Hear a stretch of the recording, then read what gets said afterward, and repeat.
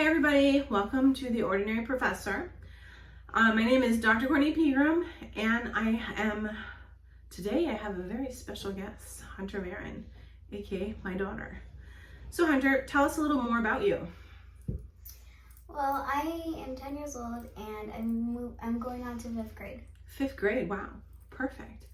So in today's episode, we're going to kind of talk about emotions and regulating. So the basic of emotional intelligence. So Hunter, tell me, what are some emotions that you feel a lot, like often? Nervous, anxious, mostly I'm very excited. Excited, right? So you go from anxious, which is a negative emotion, to something more positive, like excited. Yeah. So what makes you anxious or nervous?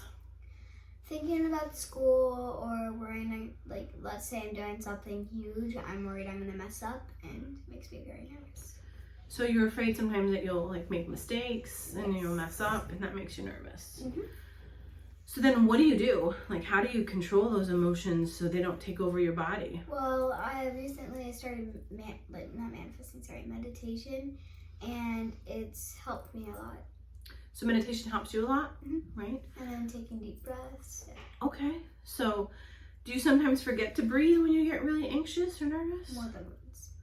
Yeah, and how do you notice you're not breathing?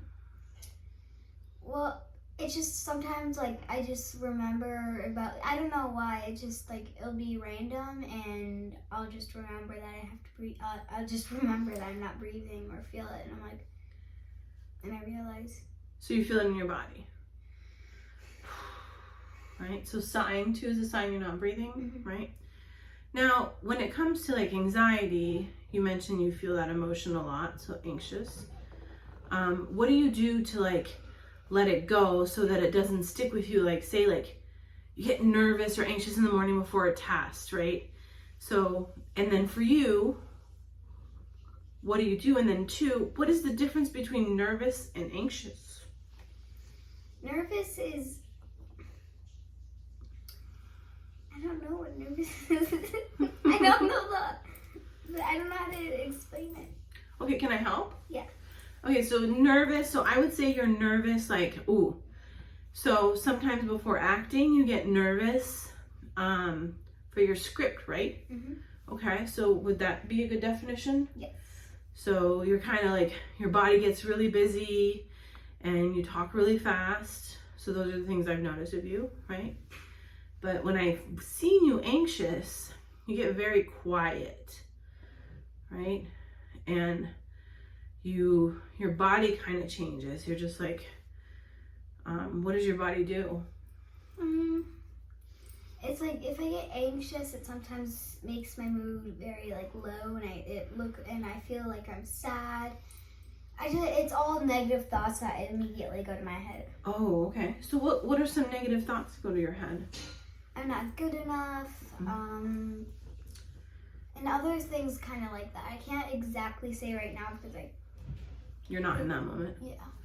Okay, so yeah, so that's really hard, right? To say you're not good enough. So, sometimes I feel still like that.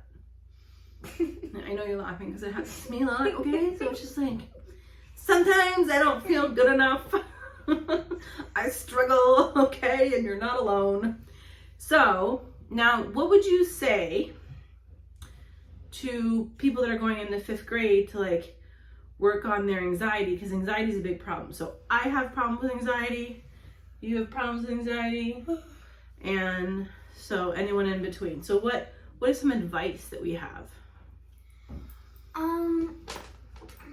Well, so my advice is to definitely, if you have like really, really bad anxiety like Katie, meditation really, really helps. And if you're in the moment and you can't do meditation, then just like think about something that makes you happy and take deep breaths. And isn't there something like the 5-step thing? Oh yeah, that's a great idea. I forgot about that. Okay, so let's recap. So one of the strategies you mentioned was Katie, but I think some people that didn't watch my TED Talk don't know about Katie. So Katie is what we called our anxiety. So Katie stands for knowing about triggers, impacts, emotions. Katie. we have like this fictional character we call Katie, and when Katie takes over, she runs our thoughts. She makes us think we're not good enough. She like, it's like we're not even ourselves anymore, right? So I get a little intense. I can scream, cry, lose all my emotions, snap, right? This one too. So that's our Katie, right? So that's, so the first strategy you had is naming your anxiety, giving it a character, right? So that's a great idea. So now their second idea was breathing, right? Yawning too can help. And then your third idea was so we call them the 5 things. So I'm not quite sure exactly where I got this strategy, but I love it. So let's play this out together. So number 1 would be, first you start looking around for 5 things. Okay, so it's using your 5 senses. And I like say like, yeah, like an example, like I see a map, that's 1, a lamp, 2, that's 2, recording, 3, hair, 4, mm-hmm. and I see a notebook, 5. Okay, so those are 5 things you see. So right in your surrounding, the first thing is sight. So 5 things you see. Now number 4 would be 4 things you can maybe touch. Let's do 4 things you can touch. An Right. example, chair, pants, water bottle, my mom. 4. And then 3 things you can hear. Dishes, Mm-hmm. you, You can hear me, yeah? Okay, good. Carrie walking. Carrie is our dog, just so you know. We're just like throwing these names out here, like Katie's anxiety and Carrie's our dog.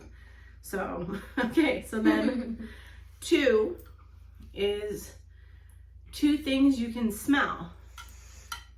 Air and lemon. Yeah, so because there's lemon water in my bottle, right? So we're just working on. Okay, and then number 1, maybe something you can taste. Water, okay. So you can interchange these 5 senses. So it's see, touch, hear, smell, and taste. But you can change it if you want, right? Yeah. You can do 5 things you can taste, and 1 thing you can touch. Right. 1 thing you can 5. I don't know anything. You can interchange it. The problem is like we did, like it's easier to see 5 things than taste 5 things. But the idea is like the 5, 4, 3, 2, 1 helps you regulate. And by identifying these things in your surrounding, you're actually being mindful. And you have to think through it so you're not thinking about what's driving you to the stress or anxiety point. You're thinking about tasting, smelling, seeing, hearing, touching, right? It gives you something to focus on. Yeah, it gives you something to focus on. That's a great way to put it. So as we close out this little strategy session, do you have anything else to share about those ideas? No, not really. No, I think that was a good wrap up. Yeah. So we'll let you go because I get my co-host is very tired. And when we talk about emotions, all of a sudden she's so tired. And we will see you soon. So thank you so much for joining us from Dr. Courtney Pegram and Hunter Marin. Oh yeah, I learned about this too. So if you like this video, click the button and subscribe below. Yes, okay. Have a great day. Thanks. Yeah, she was making fun of me. I wasn't. I was a new thing I